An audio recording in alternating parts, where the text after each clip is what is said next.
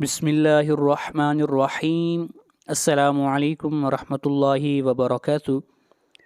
आज के सबक में हम पढ़ेंगे सूरतुल हाक़्क़ा की आयत नंबर 26 से आयत नंबर 30 तक मुकम्मल तजवीद के साथ लफ्ज़ बलफ्ज़ इंशाअल्लाह। ये सूरत मक्की है। इसके अंदर 78 आयात और 2 रुकू हैं। अऊज़ु बिल्लाहि मिनश शैतानिर रजीम। बिस्मिल्लाहिर्रहमानिर्रहीम। वलम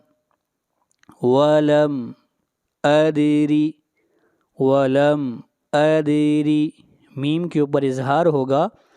मीम साकिन के बाद न मीम है और न बा है। मीम साकिन जहाँ भी आएगा उसकी सिर्फ़ और सिर्फ 3 हालतें हैं। नंबर 1, मीम साकिन के बाद अगर बा होगा तो इख्फ़ा शफ़वी होगा। नंबर 2, मीम साकिन के बाद अगर मीम आएगा तो इदगाम शफ़वी होगा। नंबर 3, मीम साकिन के बाद न मीम है और न बा है तो इजहार शफ़वी होगा। मीम साकिन की सिर्फ़ और सिर्फ ये 3 हालतें हैं। इसके अलावा मीम साकिन की कोई हालत नहीं। और यहाँ पर मीम साकिन के बाद न मीम है और न बा है, इसलिए यहाँ पर इजहार शफ़वी होगा। अदरी दाल के ऊपर क़लक़ला करेंगे। ऐसे 5 हरूफ हैं जिनके ऊपर क़लक़ला करते हैं। नंबर 1, क़ाफ़, ता, बा, जीम, दाल। ये हरूफ जहाँ भी साकिन आएंगे इन हरूफ पर क़लक़ला होगा, यानी आवाज़ को हिलाएंगे। यहाँ पर दाल है अदरी, और रॉ को बारीक पढ़ेंगे। रॉ के नीचे ज़ेर है। वलम अदरी मा हिसाबियह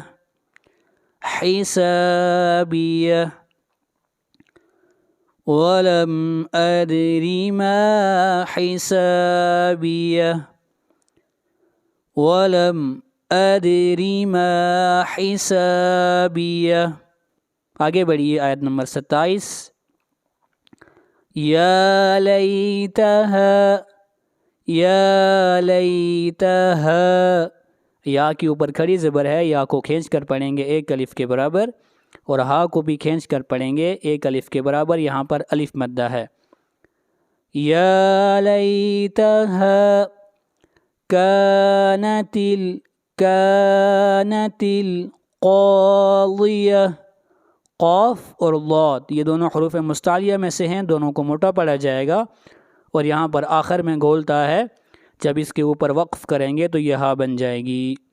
या लैतहा कानतिल क़ाज़ियह या लैतहा कानतिल क़ाज़ियह। आगे बढ़िए आयत नंबर 28। मा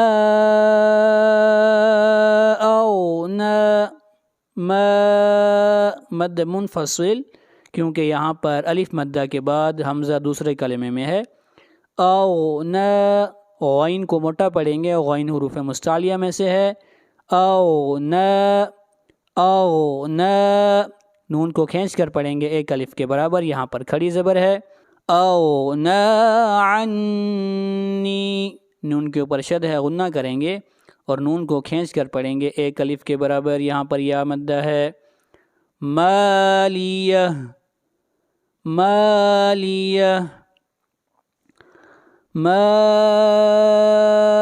अग़ना अन्नी मालियह मा अग़ना अन्नी मालियह। आगे बढ़िए आयत नंबर 29। हलक अन्नी, नून के ऊपर शद है, गुन्ना करेंगे और नून को खींच कर पढ़ेंगे 1 अलिफ के बराबर। यहाँ पर या मद्दा है।